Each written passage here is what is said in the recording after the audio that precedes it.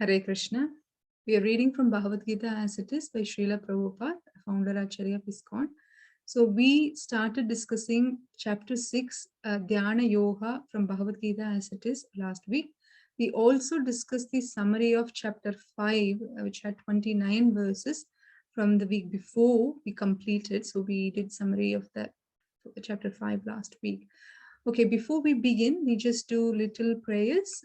Namo Om Vishnu Padaya Krishna Prestaya Bhutale Srimade Bhakti Vedanta Swami Nitinamine Namaste Saraswati Deve Gauravani Pracharine Nirvishesha Shunyavadi Paschatya Desatarine Jaya Shri Krishna Chaitanya Prabhu Nityananda Shri Advaita Gadadhara Shri Vasadi Gaura Bhakta Vrinda Hare Krishna Krishna Krishna Hare Hare Hare Rama Rama Rama Hare Hare. Okay, Hare Krishna. So we'll begin chapter 6, verse 1 from Dhyana Yoga. And Sri Bhagavan Uvacha Anashritah Karma Phalam Karyam Karma Karoti Yaha Sasanyasi Cha Yogi Cha Na Niragni Cha Chakriyaha. Okay, translation. The Supreme Personality of Godhead said, one who is unattached to the fruits of his work and who works as he is obligated is in the renounced order of life. And he is the true mystic, not he who lights no fire and performs no duty. Okay, Hare Krishna. So this translation, see here Krishna is talking about there is yogi and jnani, yogi and sannyasi. Yeah. So here sannyasi, who generally means who is in the renounced order. Okay, yogi means who is an ashtanga yogi, who knows siddhi, like ashtasiddhis you see, right? So 8 mystical powers they work hard for, like they go to Himalayas and they work very hard doing tapasya and they try to get that 8 siddhis. What they do with 8 siddhis, like they can walk on the water, they can pick apple from far away places. What do they do with that? They just make business out of it and wanted to become popular. And this is not a proper conception of becoming an yogi or sannyasi, but actually the real idea of following any yoga path, whether you're karma yogi or jnana yogi or ashtanga yogi, the real idea is to achieve the Supreme Personality of Godhead, the supreme abode, Parandama. But if we are getting distracted, say for example, I've started from Coimbatore, I wanted to travel to Chennai, and I'm traveling, but on the way, I'm seeing some shopping malls, I'm seeing some sightseeing areas, a nice beach. So on my way, I keep stopping myself from driving towards my destination, but I'm getting myself off the car, going to that place and trying to, um, please myself by doing this activity and that activity. But what happened is one time I, you know, totally forgot about my real destination, and I think, oh, this is very nice. Near the beach, I bought a house, and now I think I can settle in. And then I started to live there only. Then now I forgot about my real destination, and I think this is my place and this is my permanent place. But then one day the tsunami or big wave come and wiped away my house. Then I realized, oh, I realized this is not my place. Actually, I was meant to reach my destination so and so time, but I'm still here and working on these areas, thinking this is my real life. But actually, my real life is only going to begin from there when I reach the destination. This kind of understanding will come when we have someone to guide us, that is Guru, correct? Tatvidi pranipadena pariprashnena sevaya. So we need a guru for that. Otherwise, we will keep on going into the wrong route. Similarly, we take karma yoga or jnana yoga or ashtanga yoga path and think that sometimes, for karma yogis, they get sometimes attached to or attracted towards this jnana path, or sometimes they get deviated and go to Shwargaloka path also, like wanting to go to higher planets to enjoy. Okay, the idea of enjoyment comes as long as we are in this material body. Always the idea of enjoyment will come and go. It will come only, it won't go unless we have some self-realization, understanding that we are not this body, we are spirit, soul. Therefore, we need to satisfy our spirit soul, not the body. That kind of understanding will come only when we have Atmanyan, right? That we are discussing in chapter 2 in Tamil Bhagavad Gita classes. We are discussing that topic at the moment. So, which we already discussed for English long time ago, last year itself, I think. Anyway, coming back to this, when a karma yogi does the work and leaves the results, yes, leaves the results and not attached to the results is good. But when he becomes bhakti yogi when he is actually doing everything for Krishna, whether the results he is giving or whether the activity itself he is doing everything for Krishna. When we do that, whether you are a karma yogi or jnana yogi or ashtanga yogi, then you become actual bhakti yogi. Okay, so that's the idea. Otherwise, what happens? We get distracted. Even Chaitanya Mahaprabhu, this verse is very nice because he became sannyas. Krishna came in the form of Chaitanya Mahaprabhu in the mood of Srimati Radharani to teach how to be a devotee, how to practice devotion. That's why he came, like how Tirupavai author Sri Andal wrote Tirupavai, right? And why she came? To teach bhakti, how to perform bhakti. That's how she came. That's why she came to teach people, general public, to execute devotional service nicely. So Krishna always sends his representatives. Sometimes he comes by himself, like how he came as Chaitanya Mahaprabhu over 500 years ago. He became sannyas like when he was 23 or 24 years old. And even then, his consciousness, of course, he's Krishna, he would have always perfect consciousness. But to be an example, he was teaching all of these things. We shouldn't think, oh, he could do that. How can I do that? No, it's not like that. See, Krishna can do anything, that is true. But when he comes in the human form, he tries to accommodate. He doesn't have to, right? But he still does. When he came as Krishna himself in Dwapara Yuga, he actually accepted Guru Sandipani Muni. And when Lord Ramachandra came, he accepted Vishwamitra Muni. Like that, when these great personalities like even Srila Prabhupada or Narada Muni, Srila Vyasadev, they accepted Guru. Srila Vyasadev accepted Narada Muni. Correct? Narada Muni accepted Lord Brahma. So like that, we all have to follow the Guru Parampara. We also must accept Guru and we should learn lessons from them. When Chaitanya Mahaprabhu performed or demonstrated any devotional activities, we shouldn't think, oh, they are great personalities, they could do it. They are pure devotees, they could do it. To Dhruva Maharaj or Prahlad Maharaj, we say, they could do it, not me. Not like that. We should try, make an endeavor. It's not like, oh, only they can do. We are watching. We have come to watch, like we are like observers. No, we are actually observers for our own body. But what we do, we observe the good things and don't execute, and we observe the bad things and suffer materially, mentally, and everything. So the idea is we should learn from all these stories, from Shastras, because these are not stories, they are real things that happen, correct? So Chaitanya Mahaprabhu said, Nadanam, na janam, na sundarim, kavitam va jagadisha kamaye, mama janmani janmanishware, bhavadat bhaktir ahaitukitwai. So here Chaitanya Mahaprabhu says, Na dhanam, I don't want wealth. Na janam, I don't want any followers. Na sundarim, I don't want any beautiful woman. Kavitam va jagadisha kamaye, mama janmani janmanishwara. I don't want mukti either. Mukti means liberation from this material world. He is saying, I don't want liberation also. What does he want?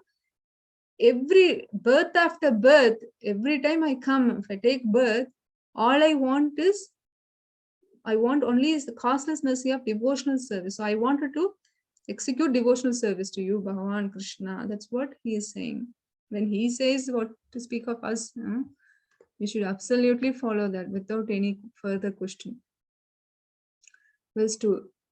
Yam sannyasam iti prahu yoham tam viti pandava nahi asanyasta sankalpo yogi bhavati kashana.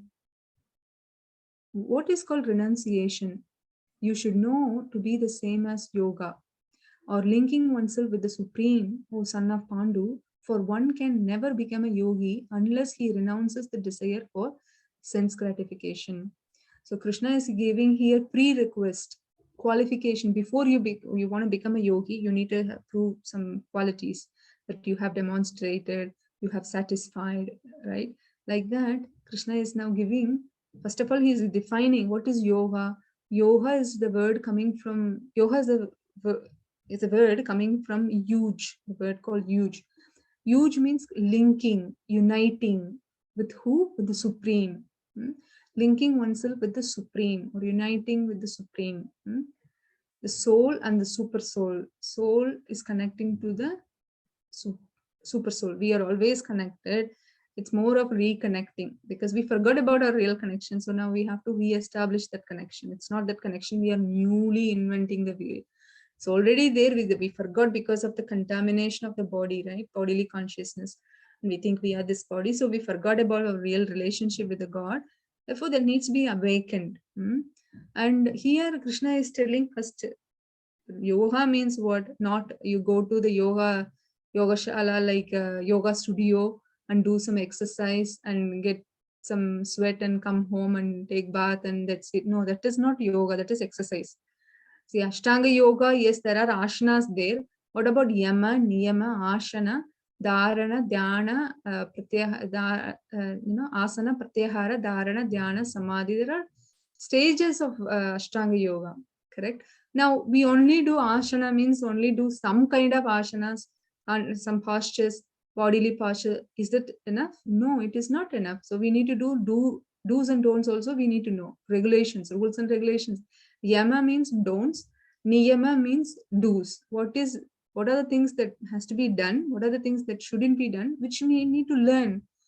So this is a long process. See, yoga, Ashtanga yoga is not easy. We already discussed this, right? We will discuss more also. The going to the forest, sitting on the secluded place, and then sitting on the kusha grass, not too thick, not too cushiony. You shouldn't close your eyes fully. Like so many do's, so many don'ts.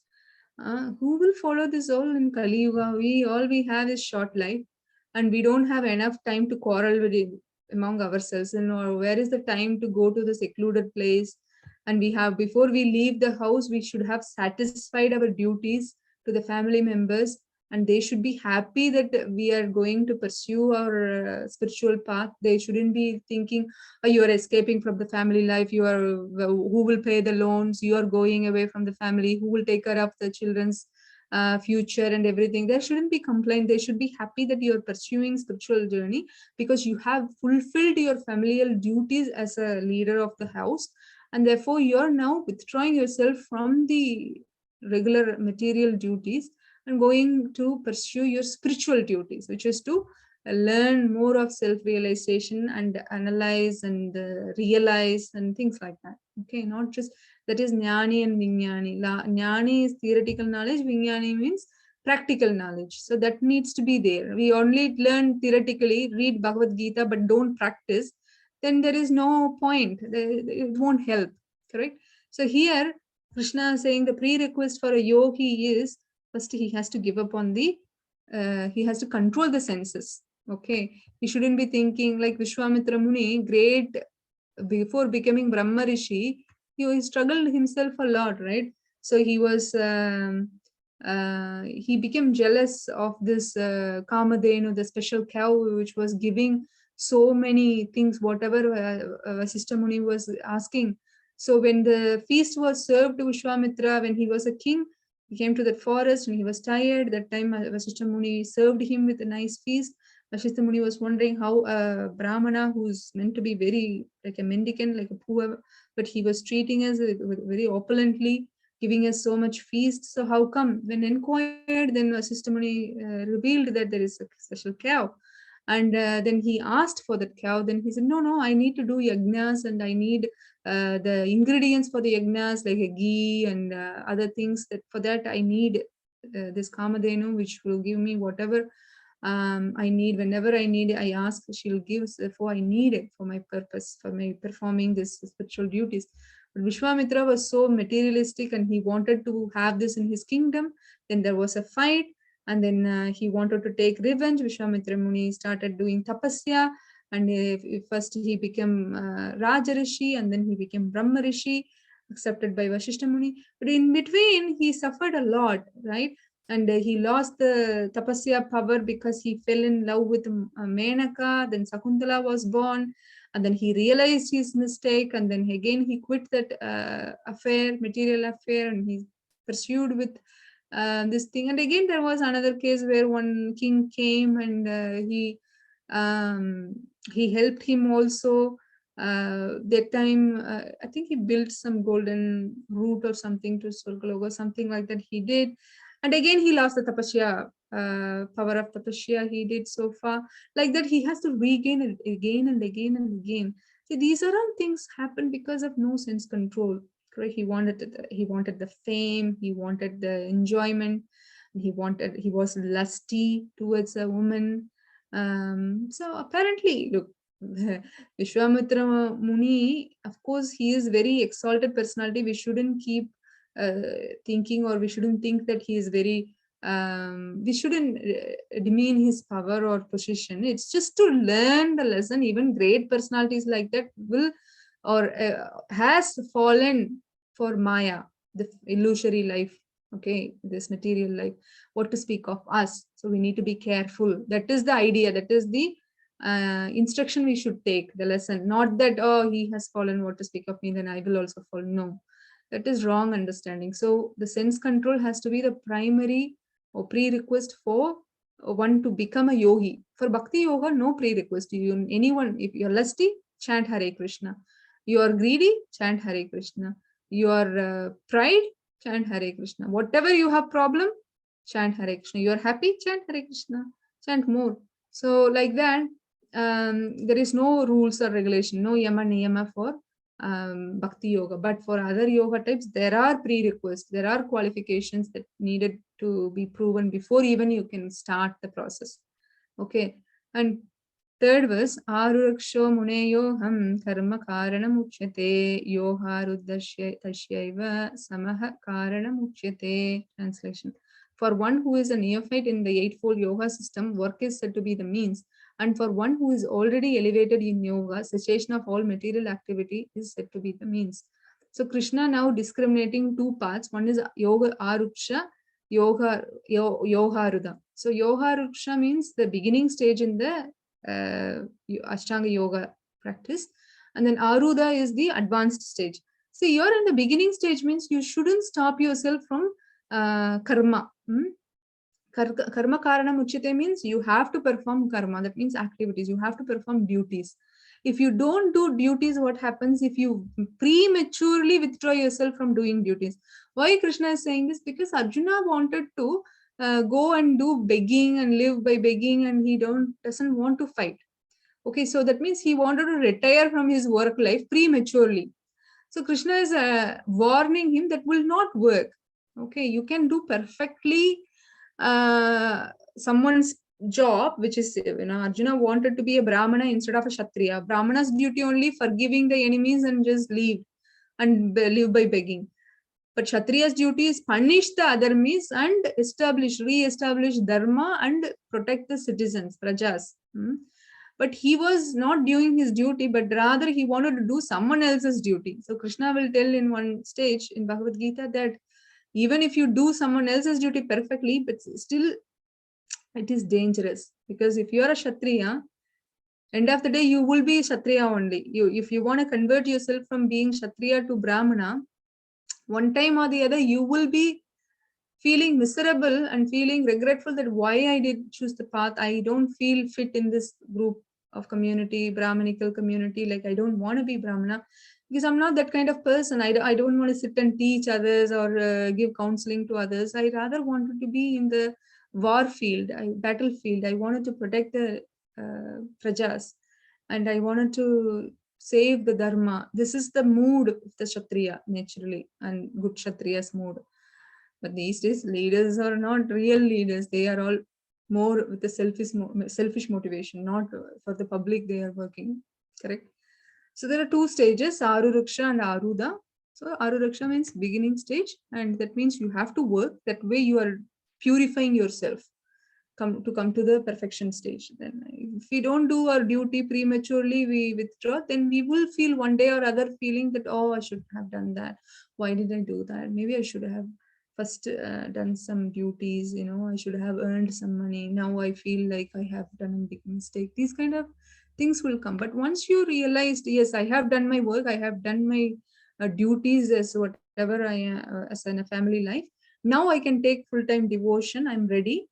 And also with open consciousness, not that with closed loop, but open to advice and instructions from real gurus also. So next verse, fourth one. Yada hi nendriyarteshu na karmeshu anushajate sharva sankalpa sannyasi yoharadustadochyate. Translation. A person is said to be elevated in yoga when, having renounced all material desires, he neither acts for sense gratification nor engages in fruitive activities. So once we come to this Aruda stage, that is a topmost perfectional stage. See, again, I'm telling you, Bhakti Yoga is the topmost. We are still sitting in Yoga, Aruda. This is all for Ashtanga yogis only. Okay. So when you come to this Aruraksha to Aruda stage, what happens is, you should have already have realization, signs of self-realization, and you would have renounced all material activities, like how Parikshit Maharaj gave up. He was young, not too old to give up his royal life, correct? When he was cursed by this Shringi, Samika Rishi's son, Shringi, that Parikshit Maharaj will be killed by a bird, the snake bird, the Takshaka, by a snake bite. He will die in 7 days. When Parikshit Maharaj heard that, he was not agitated. He thought, it is by the will of the Lord, it is the arrangement of the Lord, this is happening. Nothing will not even a blade of grass will move without the sanction of the Lord. That's what Brahma says in Brahma Samhita.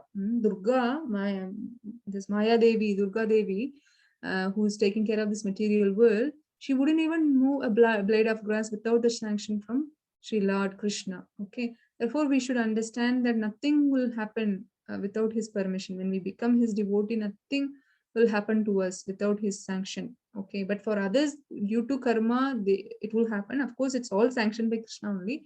But for devotees, Krishna will take special care and make special arrangements for us. That's the difference between devotees and non-devotees. Of course, Krishna takes care of everybody, but he gives special care to someone special who specially loves Krishna. This is reciprocation, right? Like if you have 5 children, one child loves you so much, and of course you will have extra that soft corner to that one particular child, because the child is reciprocating to your love. You want to reciprocate it back. That's natural. That's what Krishna is doing. And but he is unlimited. Of course, he can give love to everyone unlimitedly. There is no doubt. But this is something we should understand also. Okay. So Sarva Sankalpa, so everything, whatever the material desires, he would have given up all that. He's not interested. Parikshit Maharaj was not interested. He gave up his royal kingdom. He gave the kingdom to his son Janamejaya, and he left the kingdom. And now he's sitting and hearing Srimad Bhagavatam from Shukadev Goswami, because he is no longer interested in material affairs. Now he's going to die. So would that be the case if he was still living? No, maybe not, but at least he realized it, right? It doesn't mean we should wait for someone to curse us and knowing that, okay, we will die in 7 days, then I'll take a Bhagavatam and become Bhakta. No. To understand that whatever you do, please, recite Bhagavatam and hear Bhagavatam, read Bhagavatam. That is important. Wherever you are pushing, you don't have to give up, but eventually you should be in that position to give up the material desires. You can do Karma Yoga, but you don't have attachments, but doing everything for Krishna, then it is not Karma Yoga anymore. It is Bhakti Yoga only. Okay. So here, he is not this yogi, this Aruda stage, whoever that yogi reached Aruda stage, he is neither acting for his own sense gratification, and he's not engaging in karma kandi activities either. Karma kandi means you're doing some work and you're getting some result, and you wanted to enjoy that result. So that is the idea. Okay, so he's not interested in that also, and he's not interested in enjoying. Okay, you're getting something, I wanted to enjoy with that. No, He's not interested in that either. So that is the stage. When you see that person, then you will understand, okay, he is elevated, he is in that stage, Arudha stage, you can understand. All right, I'll stop here. We will continue from verse 5 next time. Thank you very much. Hare Krishna, Krishna Krishna, Hare Hare, Hare Rama, Rama Rama, Hare Hare, Hare Krishna.